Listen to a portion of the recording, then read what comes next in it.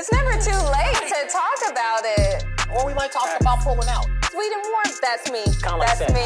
Yo, this is your boy Gilligan, and welcome to Common Conversations and the Let's Talk About Sex series. This is a conversation that we have and engage about all things related to sexual health. Men, women, LGBTQ, heterosexual, pansexual. You said something like multisexual, demisexual, all the sexuals. Yes. So we're going to get down. Hopefully you will learn something and leave some comments so that we can engage a little differently as well. As we journey through all these different episodes that we're going to bring to you. So our last episode was consensual sex from a women's standpoint. And we talked about bringing it back and maybe cutting it up a little bit. And so we brought a special friend we found out on the corner. And he's going to talk to us a little bit. That kind of corner. Yes. Wait, and right. And today's conversation is about consensual sex from a man's point of view. And so hopefully we'll hear from the ladies a little bit about what they had to say, what they feel, and then we'll also talk about where men come from in the spaces of consent as well, because we also need consent sometimes. Mm-hmm. And depending on the nature of the relationship, again, getting back to last conversation is about not doing any harm and being better people so that we can have better sex. For sure. Mm-hmm. Is that what we said? That's what we said. That's what we said. That's good. You did good. That's the goal. So, and you're less outnumbered today. I'm less outnumbered. I know. This feels so. You got reinforcement. How you doing? All right, cool. So this should be a good volley, and we got Ashley in the middle. That could be good or bad for you guys. That's because she's your referee. She's the referee. Yes. All right, done, data. So, you know what? So if you're tuning in for the first time, I want you to get to know who everybody is. So real quick, what's your name? Oh, I thought Miguel was going to introduce thyself first, but my name is Amira of The Amira Show. We focus on sexuality, sex work, the LGBT plus community, and also the empowerment and liberation of women. All women. That's me. I'm 30, love cats, and the color purple. There we go. Cats in purple. Cats in purple. Do you have a purple cat? No, I wish. Do you dress your cat up in purple clothing? No. Oh, okay. So nothing's combining or colliding here. You have They're purple just in your shirt today. Mm-hmm. True. Oh yes. Shout out to Sis Scott T. Hey, look, and the screen's just for you. Oh, it is purple because last time it was pink, right? Yeah. So this is the Amira Show, basically. Welcome.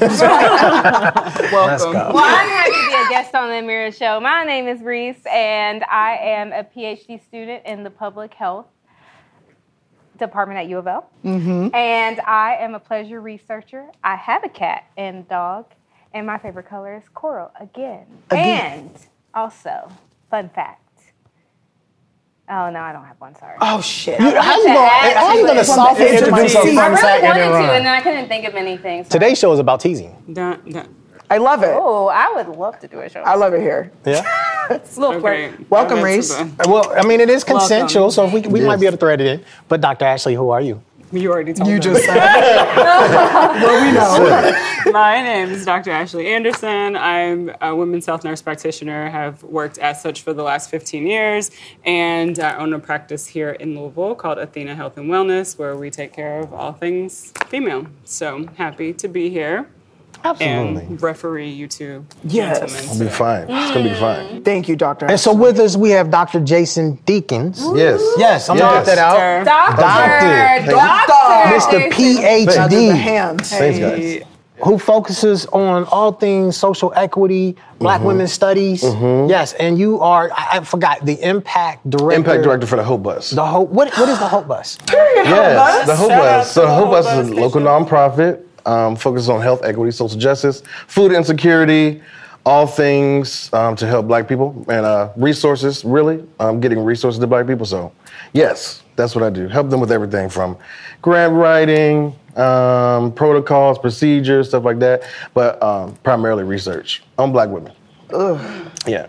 Shout out to my homie Stacia. Yeah. Wow. Yes. We love you, Stacia. Yeah. Love you. Yeah. Yep. So I want to lead with this particular show a little different. So I'm gonna say a Oh, statement. he's gonna act different today. Yeah, I know. What's Just different? man. just a Shut little up. Okay, let's. I'm be 35. I got to know Oh, you. okay. Oh, now That's definitely an improvement. So you show up, doctor. Yes, And now yes. he's He's acting grown. different? Now he Okay. gonna act Now different. he's grown. He's acting brand new. He has a Okay. peer with him now. Yes. A doctor. Continue. You know what I mean? Like So you're trying to be I mean, we had a doctor, but now we have two. Yeah. now we got two doctors. We had a doctor. Patriarchy.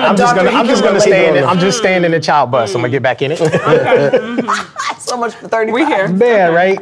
So there's like these two stats that run around in my head, and I know like talking about consent in the sense of a man's standpoint has been something I've been chasing, right? And several of us have had conversations about what it looks like, what it feels like, and at what angle do we discuss it, right? And at first I was thinking about the aspect of, I live in Southern Indiana, and it's like 1 out of every 6 boys will be molested before they get out of middle school. And that's just what's recorded. And so I think about that, and then, you know, there's a stat, I believe, that is 1 in 9 are made to penetrate someone during their lifetime. Like, that's a forced scenario. And I'm thinking, like, when we talk about consent, how do we better prepare our young men, as much as we're preparing our young women, you know, to protect themselves, right? And looking at what is good, what is bad.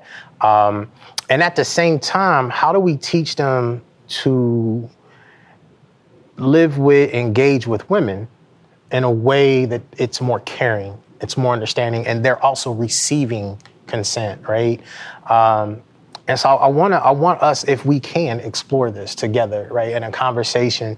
And Doc, well, see, now I gotta lean over for Doc. Say which doc?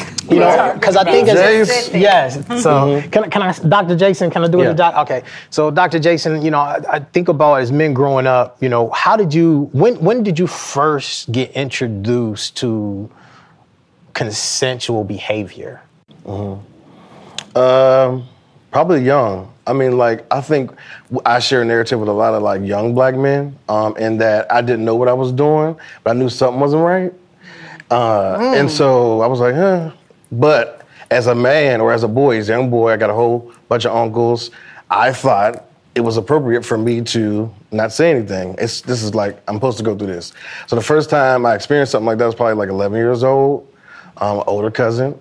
And, you know, I was doing things with her in the room. We were at a family reunion. I didn't know what I was doing. But I didn't say anything because I thought I shouldn't say anything. I don't know who told me I shouldn't say anything, but I felt that way. And again, maybe that was from my uncles. Maybe that was from, I was raised by my mom and grandma, but they helped in that nurturing. And so I felt like there was a narrative of like, that's what you're supposed to do. You're supposed to go do that. And if you don't, and if you don't like it, something's wrong with you. And so I think for a lot of black boys, if you don't like what's happening to you, something's wrong with you. That is a narrative that is shared with a lot of my friends, a lot of my homies. I just didn't say nothing. Because then somebody's going to say, well, what's wrong with you? What happened? And why didn't you like it? You are so right. I just, I mean, so for me, it was 11.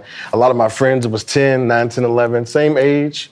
You know, you get touched a little bit or you're told to do something, to your point earlier, and you just don't say nothing. And we just turn. So ladies, is this a narrative that you've heard or familiar with? Yeah.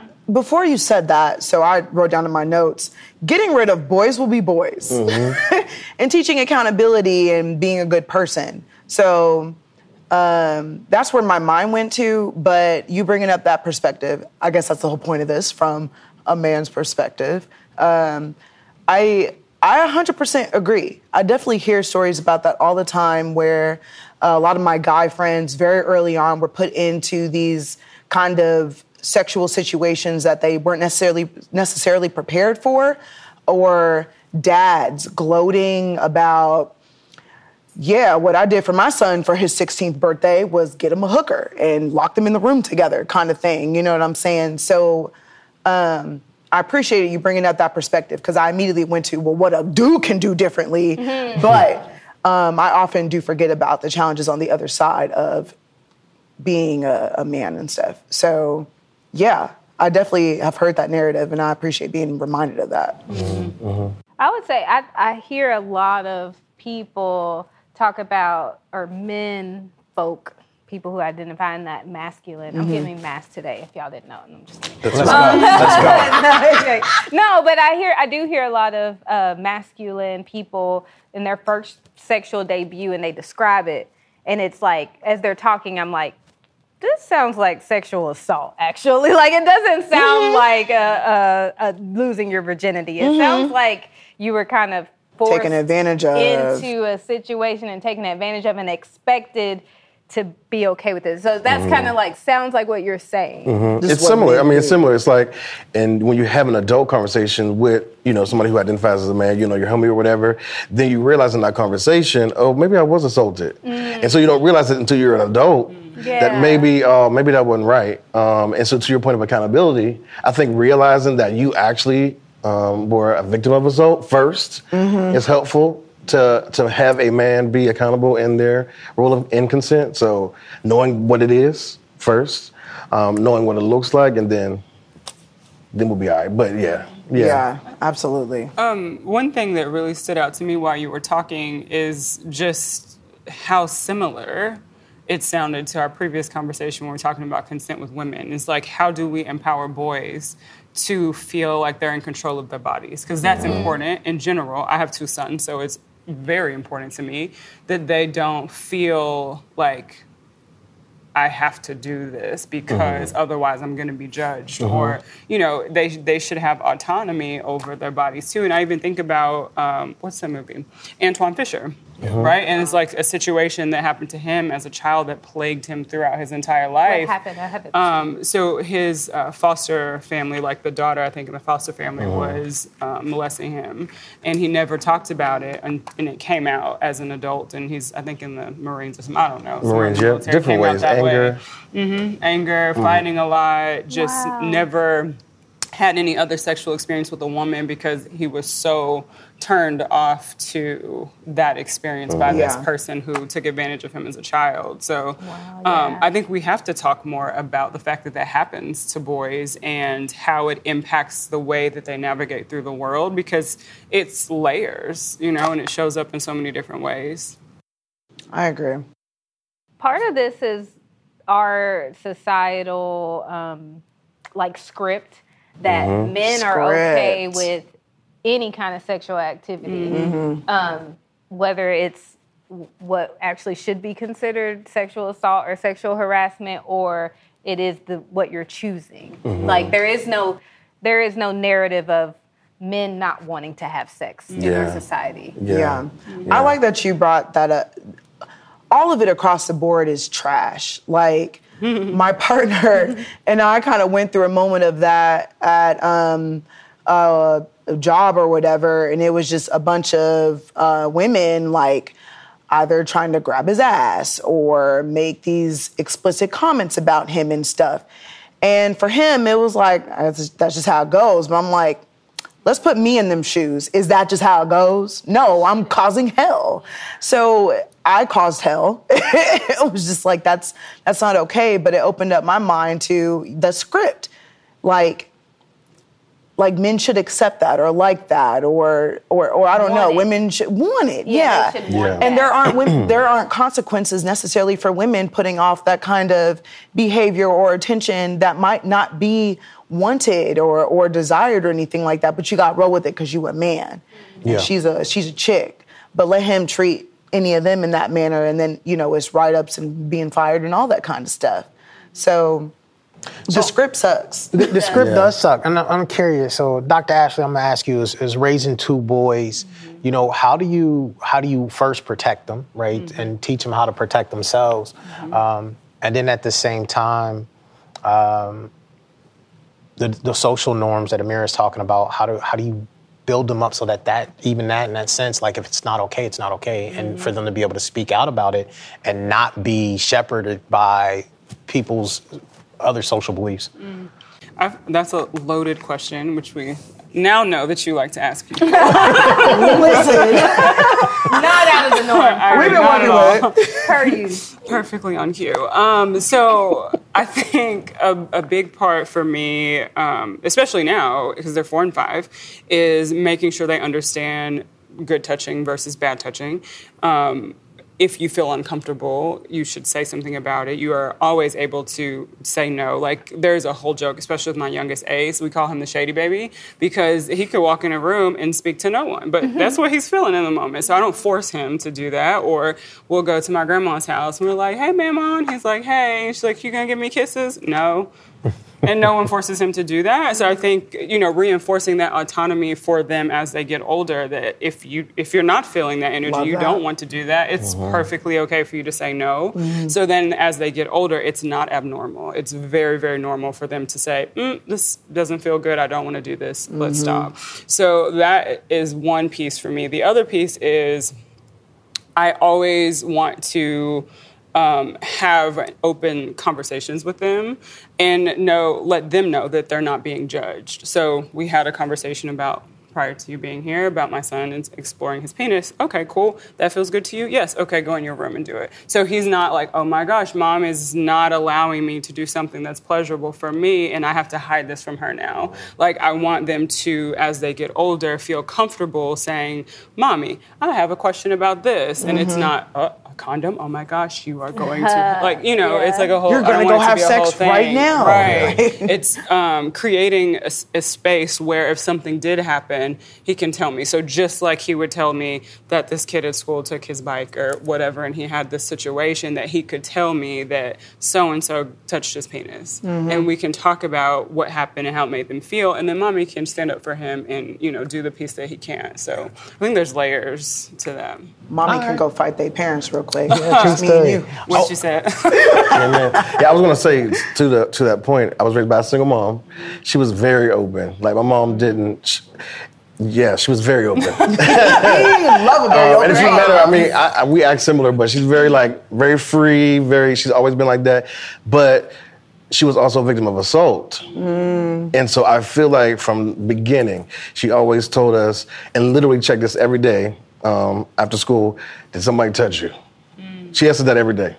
What did that do for you? I think it made me hypersensitive to it. And so I didn't let anybody touch me. I was like, don't touch me. Don't touch me. For sure I did. But because she felt like she didn't have a voice when she was younger.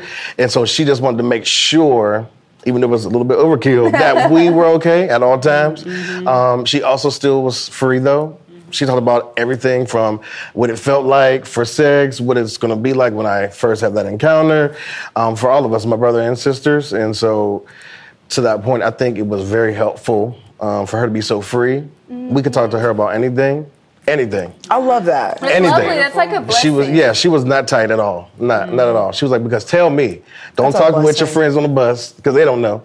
Tell me, and let's talk about it. So, and that's a good point, because it's true. Like, if our kids they're teaching each other, they're being educated by ignorance. Like, literally. The blind leading the blind. It is. So, even for your mom to be like, don't ask them fools, come and talk to me. Like, I could give you the real information. That's so important. That's so important. Yeah. So y'all all kind of touched on a woman or a feminine person teaching a man about consent and like that vulnerability and intimacy of having that conversation. Do you all feel like your friends who are also male, you can have those conversations, or those spaces are made for you? Is it different now that you're an adult? Did you have that space when you were younger? You see what she just did? She just hit you with one of your questions. She just double whammy me. Like, I love it. Questions your own medicine. So growing up, consent coming from my adults was horrible, right? Because it was really sexually exploited in that relationship. So, consent was not even a word. It doesn't exist. It was be sexually free, which was not okay, right? Even amongst, so I also at one point in time when I was in third grade, the kids in the apartment complex were all high school, so I learned how to masturbate in third grade from the high school kids and the high school girls, right? Which is, again, manipulation. Oh my God, in third grade? So consent, again, still not given, right? I'm not even learning it. Now, that in a sense of being able to explore those conversations or those things later in life, yes. But it never really happened with men. But I also come from an abused childhood, right? So on top of that, but I don't really start engaging men probably until college on any real level, period.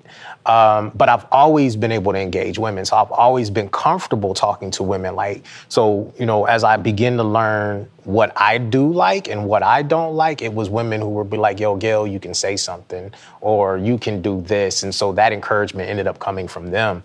Later in life, a couple of the homies that I met in school, we would share stories. And I think gradually, it became conversations that we could consistently engage about what we do, what we don't do, who we do it with. But it took time. And was it conversations around consent? Yeah. So can't tell this story. I'm just impressed y'all were having. So yes, on a kink story, a group of us was at a party, and so. Yeah, so I'm trying to tell the story without telling the story because people will know who they are if they hear this. Right. You got this. Yeah, so they would send some text after this and be like, listen. So, we're all in the house as guys, girls, and so we're all having these conversations. And this is how keen we are on consent, right? Mm-hmm. So someone says, hey, would you like to? And the next person says yes. And so across the room and the engagement overall becomes a yes-no relationship, right? And so we're always constantly talking about what you can and can't do. So because most of us are more of in a higher freaky or what people would identify freakier spaces, right? Okay. On top of that, we were kind of also the protector of our girlfriends, like not just our girlfriends that we're dating, but the girls who were in our sphere of influence. Okay. And so men who we would identify as predators, we dealt with. So it was nothing for one of our girls to call us and be like, yo, so-and-so approached us and did X, Y, Z. And we would tell them, like, you need to stay away from this person, you need to stay away from that person. So it was never a direct, hey, let's talk about consent. Mm-hmm. But it was consistently talking about how we keep each other safe, and how we continue to build what you said, our community, right? Yeah. We were giving each other agency before we even knew what agency was. So we didn't have phrases for what we do. It just became who we are. Everything definitely has a name and, like we said earlier, a category and a specification and all these things. And so I feel you on that. But that sounds really dope, though. Yeah. Like that y'all just naturally proceeded that way. Yeah, it just happened. I will say, like, there's some commonalities, right, in all the men in the relationships. Most of us were raised by a single mom. Most of us had been in some relative traumatized lifestyle, or lived in a very violent community. And so I think the uniqueness of that, we bonded. So maybe we call it a trauma bond, but in that, people who come from trauma, who know how to survive in it, are looking for ways to thrive in it. And you tend to bond with people who can elevate you out. And I think that's what we were able to do. And so that exploration when it comes to sexuality came with it as well, right? So one of our friends was gay, not gay. But one or the other. Gay or not gay? Let's just say he's heterosexual, but he does gay things. Okay. Sexuality. So they're living life. Yeah, true story. Right. You know what I mean? But we used to be able to have those conversations, and we'd always used to tease him. Like as a group, we would tease him, like, "Dude, you gay?" Oh no, the group roast. Yeah, but in real life, like. He wasn't gay. It was his sexual experiences and what he desired and what he liked it was his thing. Yeah. You know, and so I don't know. It was a natural course for us. What about you, Doc? I don't know. I feel like it was grounded in like lies. Meanwhile, like I'm saying that like in middle school, I'm thinking about middle school experience. So we talking about sex. None of us had sex at that time. we told each other later in high school that we didn't, but we lied to each other. Yeah, bro, I was with her. And we're like 11, 12, 13. I don't know what I'm doing, and you don't either. What you doing? But it was grounded in lies, right? So we lied, and yes, maybe one or two of us were sexually active, and so we talked about that, but it was never like aggression or like a violent aspect of it. When you go to high school, though, when you get to those, different clubs, different, sports and stuff, then you get real more conversation. Yeah. And so, yes, you are faced with a potential homie that maybe he's talking crazy, like, yeah, man, I just went, she acted like she didn't want to do something, but I just did it anyway. Yeah. I just kind of pushed her. And then in those conversations, yes, we did have those. Mm-hmm. And similar to you, raised by a single mom, so my mom was always like, you take care of a woman. You got to open the door, So with my friends, I had a majority female friends. And so that was just how I lived. Mm-hmm. I took care of them naturally. I have female friends now, majority, just like navigating academia. That's just the way it is for Black people, usually more Black women. But so yeah, I've protected them my whole life, and so that meant for me approaching somebody along with friends and being like, that wasn't cool. Yeah. Maybe putting some fisticuffs up. Yeah. I don't know. It's just whatever you got to do to stop the behavior. We did that, and if it was somebody who continued that behavior, we tried to tell someone, or we just stopped messing with them, really. Yeah. I love that. I guess that's what I was kind of wondering, because I feel like maybe a lot of, you think about sexual assault, and as a lot of people think about it as like a women's issue, and that men aren't really involved in the conversation, or we could get a lot further if men would talk to other men about that when they see something's wrong. So it's positive to me to hear that you would speak up if you were in a locker room talk. Yeah. Or fight them. Because F it. Restorative justice shows up. Yeah, that's right. That's kind of my thing, though. I'm like, you won't fight. I've always been like that since I was little, but that's my thing. I try not to go there, y'all, but every now and then. But you have to be intentional about it. And sometimes you got to be aggressive with it because you have to meet masculine energy. Yeah. And y'all know how to talk to each other. You have to meet it. And you be like, no, bro, that's wrong. And you got to be like, you got to, you got to buck up a little bit. Yeah. And I feel like that would go a long way in fighting sexual assault and like anti-consent if more men were like, hey, that's not cool. And it's okay for me. I can stand in my masculine energy and tell you that's not cool. That's right. And it can be what it is. Because it happens every day in so many subtle ways or not so subtle ways. And when we witness that, or when men witness that, the decision right there on that moment is to either interject, check in with that person, or take some action, or don't take any action at all. So I think just getting into that mindset of community and protecting one another, and taking action when it comes to, when you witness things like that, I think just those little steps a day can begin to shift that culture there, because a lot of shit is slid. Like, we let a lot of stuff slide. You know what I'm saying? Either because we're scared of the conflict, we don't want no trouble in our own circles or something like that. So I commend you and your peoples for that, and definitely encourage more men. I don't want to just say men because I'm a gentlewoman, so I steps in, okay? But just encourage that behavior altogether, because that is how you build community. That's how you validate one another's experiences. That is how victims don't feel like they're being shamed in these situations. So yeah, I commend that, and I agree. It's the little steps. It's the little steps. It's the fisticuffs. It is. I think in many ways, and I've had this conversation, and sometimes I play devil's advocate in my boxes. You seem like that type. I do, right? Because I think sometimes as we're talking about sexual assault, we typically are talking about rape, right? Which is, in my mind, the extreme of sexual assault, right? But I woke up with someone on top of me. Yeah. They didn't succeed in trying to penetrate me. Yeah. But I wasn't taken serious in that moment. Right.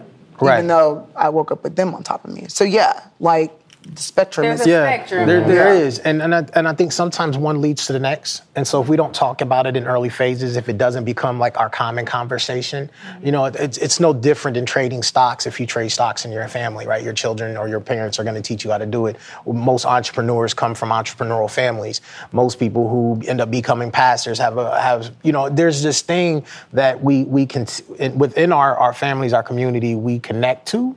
Right, already, and I think in this relationship, when we're talking about sex and consent, this is not an ongoing conversation, right? And when we're talking about sexual assault, we're not talking about the spectrum of sexual assault, right? And I think maybe that's part of the start and part of the process of doing this, because I would like to believe that there are less rapists in the world, and there are more me's and Dr. Jasons in the world.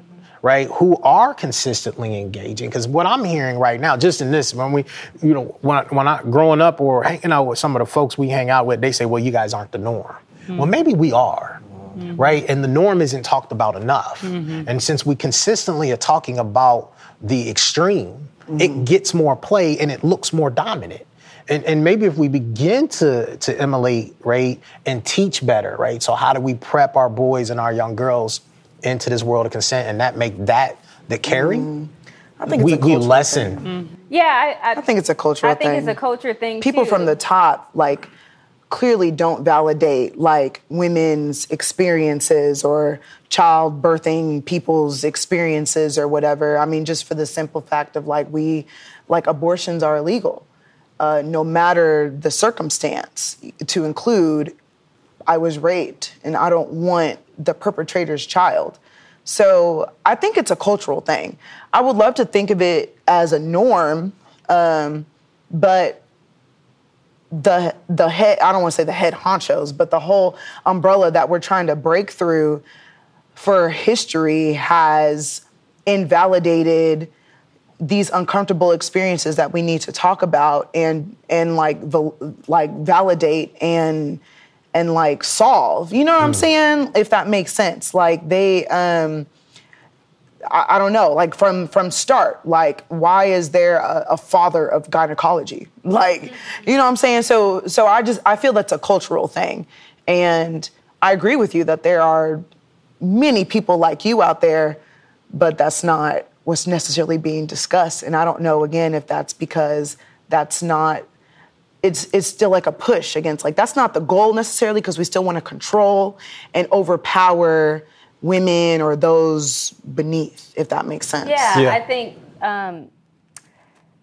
norms are created by society. So for someone to say you're not the norm, it doesn't necessarily mean that you're not the majority. It just means you're not the norm. All my life, I ain't heard about y'all. Right. But I think part of it is those little steps and like empowering other men to step up and say that creates a norm. So right now I feel like there's a lot of fear of, if I step like up it's not cool and I say that you shouldn't do that when no one else is saying anything, then I'm the odd. You're the odd man out. You're looked at weird or something. In my head, the norm is to not say anything. The norm is to disempower women when it comes to sex. That's what masculinity looks like. That's the norm. But if we empower more people to speak up, then the norm looks like you don't disempower women. The norm looks like you do protect women. So I agree with your statement of there's probably more of you all out there, but they have to speak up. And they have to change what the norm is. Change the narrative. Yeah. You have to be intentional. Yeah. And you have to recognize what that range of sexual assault looks like first, right? Because you have to recognize it so people know what they're doing when they do it. And so then when that happens, then you can call somebody to accountability, right? And so unless you know, what you going to do? Right. And so to your point, yes, we have to, as those who do, identify it, be more intentional about it, be more public about it. Like, this ain't... Be loud about it. Yeah. This is what you're not supposed to do in a situation. Even if you're like in a club situation, don't put your hand on somebody's lower back. They don't know you. They don't know you. Bro, they don't know you. And so I get it, you know. That happens so much. Like, it happens a lot. Gross. It happens a lot. And then what it is then a man will say, well, then how am I supposed to talk to somebody? Talk to somebody. Hands to yourself. You do not have to touch Talk to somebody. Your mouth is up here. Listen. Her How am I hands supposed to are talk to down someone? here. Just talk to This is the somebody. boys will be boys. So, Sorry. I mean, to we y'all's teach point, people keep their hands to themselves. keep your hands to yourself. That's How what do you talk to a Recognize man? it. There are. I feel like touch there. him? They That's do right. though. Well, so I let's get be touched. honest Be a about good let's be person. honest Yeah. about that. Touch each other when you talk? Men do touch each other, right? Like we will touch each other. So Shoulder. like this right here is a Oh, I dominant thought you was gonna position. try to Sorry, touch can I me. touch you? That's fine. You know what I mean? I'm about to say, this is show didn't ask for consent to touch me. Girl, we over here talking about men and consent. Right, Yeah. so sometimes for a lot of people, this is a dominant positioning of touching, That's what I was thinking right? So up men do here. this to men all the time. You know what this means? I'm better than you. I'm stronger than you, right? And some men will touch men here. You know what that means? Is that the lower back? The Yep. lower back? Right? Men Yes. touch I know they men's touch back. lower backs. Have you ever had a dude come up beside you and push you out there? Where does he push you? He uses your lower back. Oh, okay, so they do that. Yeah, absolutely. So what we're talking about is a behavior across the board. Now, I've had women do it to me. Right, as well. Does it mean the same? I don't know, because I didn't stop to ask. But I can traditionally tell you if a man does it to me, what position he's trying to take within a dominant role. Yeah, trying to be Right? dominant. I Yeah. guess I wasn't aware that men touch other men like that. Yeah. Maybe it just means different things. Because Maybe, it but don't sounds touch like, Don't touch me. Yeah. just keep your hands to In yourself. general. Some people don't have touch me. boundary Don't touch issues, right? They don't understand Yeah. personal space. We talked about this a little bit in the last show, like understanding body positioning and knowing how to read body language. And then again, touch. Touch is a dominant position. I don't like necessarily for people to touch me if I don't know you, right? So, but a lot of that has to do with communicate that. Don't touch me, bro. Right? That's one of my things.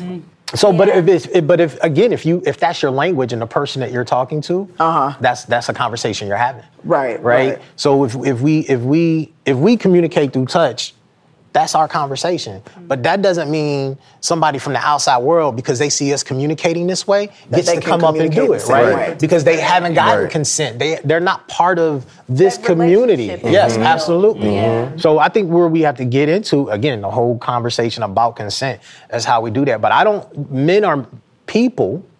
I think are people, and men, yes, they have bad behaviors with touching people. Yeah. Sometimes I do think some men are doing it intentionally. I do believe that some men don't know any better, right? I learned this. So I learned body language and engagement through doing loss prevention and interrogating thieves, right? Wait, run that back. Pause. Okay, What? so you learned about consent with men through loss prevention. Yes. That's if you steal from Target. Yes. And interrogation. The pat down. Questioning them in the back room in Target. yes. The pat down. Right? The pat down. Yeah. Yeah. Okay. Absolutely. The pat down, So I mean, which can take place anywhere, I guess. absolutely. Okay. Oh, yeah. So all of these things, like all the rules and lessons. Now, again, I get to live in a different space and have different experiences. I definitely would love to hear from other people, but yeah, I think again, some people have an intent for what they're doing, and others don't know any better. And we need to educate. We need to teach. We need to teach our daughters. We need to teach our sons. And as adults, as we're learning, right? We're all different age groups. We're all getting to a different age level where we're still trying to figure things out. Hell yeah. Right? And we're learning the nuances just in this conversation. Yeah. Right? And so maybe we get to walk out of here a little different and thinking, how do we prepare the next generation? How do we prepare our friends and say, man, I learned this. Did you know? Just a thought. So I know we got to wrap up because we've been at this for a minute. And we're going to have to do another consent Great conversation. guys. Yeah. I appreciate Yes, please, have me. We got 2 part 2s. So as we walk away, we got 2 part 2, right? Before we walk away, Jason, any last thoughts? Dr. Jason, any last thoughts? Dr. Thank you, guys. Put some respect on Yes. his name. I worked hard, guys. Yes, absolutely. But no, really, too, I think what I really wanted from the conversation is to have solutions. And I think we talked about it, right? Holding each other accountable, specifically men. Educating on what sexual assault looks like and the spectrum of that. And then what can we do to be intentional, be public about how to stop what's going on, sexual assault, right? We have to have some solutions, write it down, jot it down, and broadcast it out. Yeah. So that we make each other accountable, build community, and stop it. They need to be stopped. So that's ultimately, yes.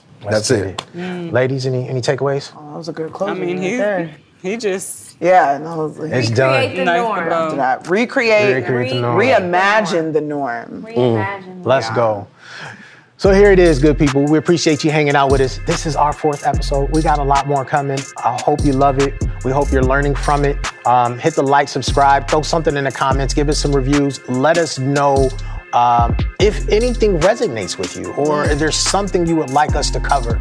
We'd be happy to sit down and have our common conversation about let's talk about sex and your personality. No, not your personality. But I'm done. Y'all good? Got it? Good? See you in the next episode. Bye, y'all. This program is supported by the Health Equity Innovation Hub at the University of Louisville. The views expressed are not necessarily those of the funder.